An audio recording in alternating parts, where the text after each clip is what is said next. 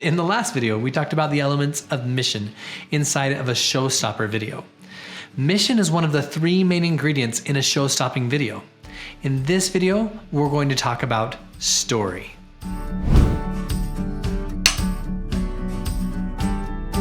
If you've followed my work for any amount of time, you know how I feel about the importance of storytelling. It's the way we communicate as people. They've done studies to discover how brains develop. In one of these studies, they put microphones inside of a children's bedroom to observe them as they were preparing for sleep. And what they found is that the children often will recite the activities of the day in the form of a story. It might sound something like this. Then mommy said, "Okay, honey, now it's time to get ready for bed." And we went into the bathroom and brushed our teeth. I didn't like the toothpaste. It was spicy. And then a child likes to tell stories. That's how our brains make sense of the world. It's one of the oldest ways we communicate. For as long as humans have been around, we've communicated, and before there were videos, before there was written language, before there were even cave paintings, there were stories. So having a story inside of your showstopper will make it powerful. It will stick inside of your viewer's mind. When I was a very young child, I was an actor. I wanted to act all the time. I auditioned at every chance that I got. I had the opportunity to play some pretty great roles.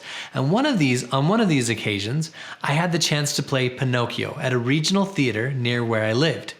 We practiced for months leading up to the show. In one scene, I was locked into a cage while the villain, Mama Lasagna, sang about what she was going to do with me. Well, as she sang, one of the bars on the cage came loose, and then it fell off. Now, as an actor, things like this happen. You need to stay in character while you're trying to figure out what to do next. So I did what I thought Pinocchio would do. I tried to escape. I kept trying to slide through the bars while Mama Lasagna was singing her way across the stage, but she couldn't go too far or else I would escape. The actress playing Mama Lasagna was getting very frustrated. She could barely finish her number. We finished the show and I became a real boy, as happens with Pinocchio. Then when we went backstage for the post-show notes, one of the first things that came up was Mama Lasagna's number. I thought I was going to be in big trouble for distracting from the song, but I wasn't sure what else I would have done. The actress was quite frustrated and voiced her frustrations. I had upstaged her. In theater terms, that's when the main character, or somebody who's not the primary character, does something that kind of drags attention away from them and puts attention on you. And I clearly had done that.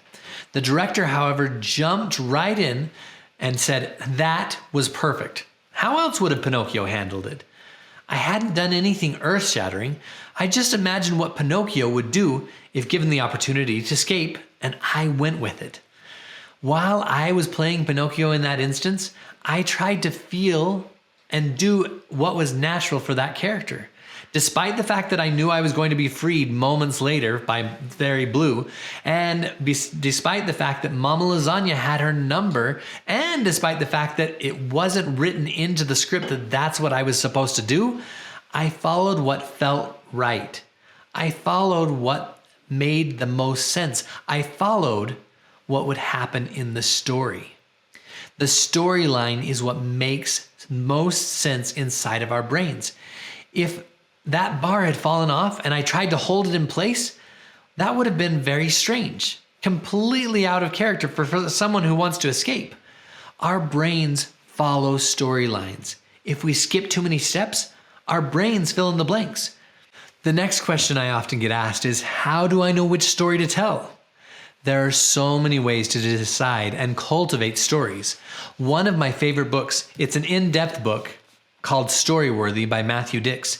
And inside he has a strategy that he calls first, last, best, and worst. So it's a really fun way because you can choose any topic and think about a story around it. Let's say I gave you the topic of a coaching session.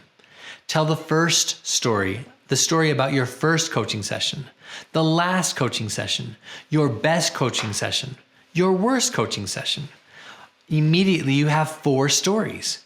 Maybe I give you the topic of losing weight or earning money, or the first time or the last time you had an argument with your inner relationship. Then you take and tell the first, the best, the last, and the worst. Sometimes these stories might be funny, or other times they might be poignant. Think about holding a child.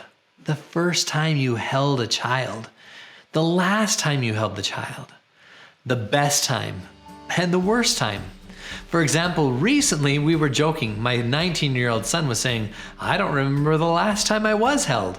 And I said, "Well, I'll take care of that." And I picked him up. Then I struggled with back pain for the next 3 days. So I love this exercise: first, last, best, and worst.